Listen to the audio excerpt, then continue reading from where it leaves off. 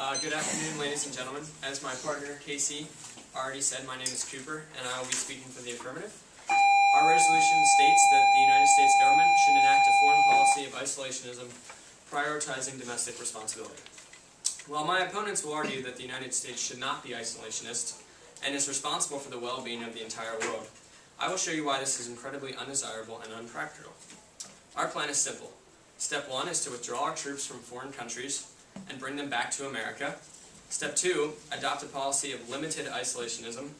And Step 3, focus all of our money, power, and influence on improving America. Let's look at Step 1 first, the withdrawal of all American troops from foreign countries.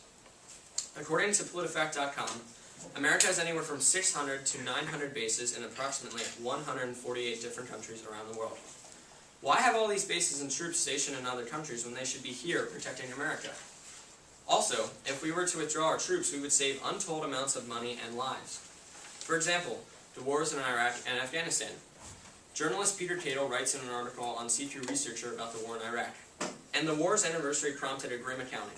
More than 4,000 Americans killed, tens of thousands wounded, plus millions of Iraqis killed or forced to flee their homes, and some $700 billion in taxpayer money so far. This article was from 2008 and doesn't even have the final tallies for deaths and cost. But even these numbers speak for themselves. We simply cannot afford to keep our troops in other countries where we have no business being. Now, Step 2, adopting a policy of isolationism in the United States. Now, I'm not saying we should just close our doors and look out the window and at the world and just watch. We would still be open to trade, and immigration would still contact other nations and deal with them.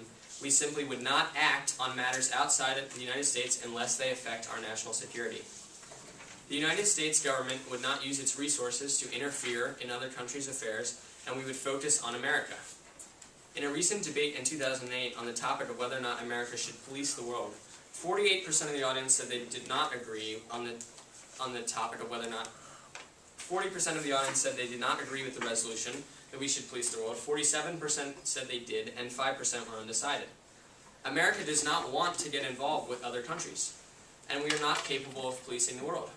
We should worry about ourselves and the American citizens that we have the duty to protect and care for. Finally, we would turn all our assets towards improving America. America is no longer the greatest nation in the world in several key areas. Our education system is weakening, our infrastructure is falling apart, and we are in one of the worst economic recessions of the past 50 years. Political scientist Francis Fukuyama of Johns Hopkins University writes in CQ Researcher about our involvement in other countries.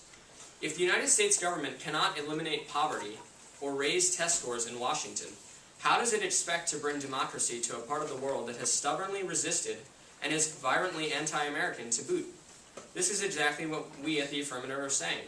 Why spend all the time, money, and lives trying to fix other countries that don't want to be fixed when America has more important problems facing it inside its own borders?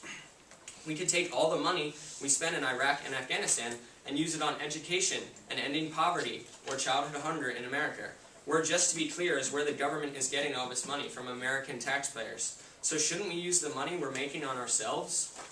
Our plan is very desirable, as it would help improve the nation as a whole, save money and lives, and would boost American morale and help turn this country around. It is very practical, as it would save tremendous amounts of money, lives, and time, and instead use these more efficiently here in America. The United States of America should only be responsible for the people that call America home, and should not try and worry about people in other countries. Ian Bremmer, president and founder of the Eurasia Group, at the debate I previously mentioned, said about this topic. Part of the reason they don't, I suspect, is because folks in the 9th Ward in New Orleans don't feel like they're doing as well as they should. And they don't necessarily like the idea of giving billions of dollars in aid after a tsunami in Indonesia when we can't build our own homes in New Orleans. We have our own problems and need to address these before other countries' problems, because they are our problems. Our country is ours, and we need to keep it strong and healthy before going and trying to improve other ones that most people in America don't care about. We live here, we work here, and we love America, so let's help ourselves out and let other governments help their citizens, which is their job. America needs to help America first, not other countries first, then America. Thank you. Vote affirmative.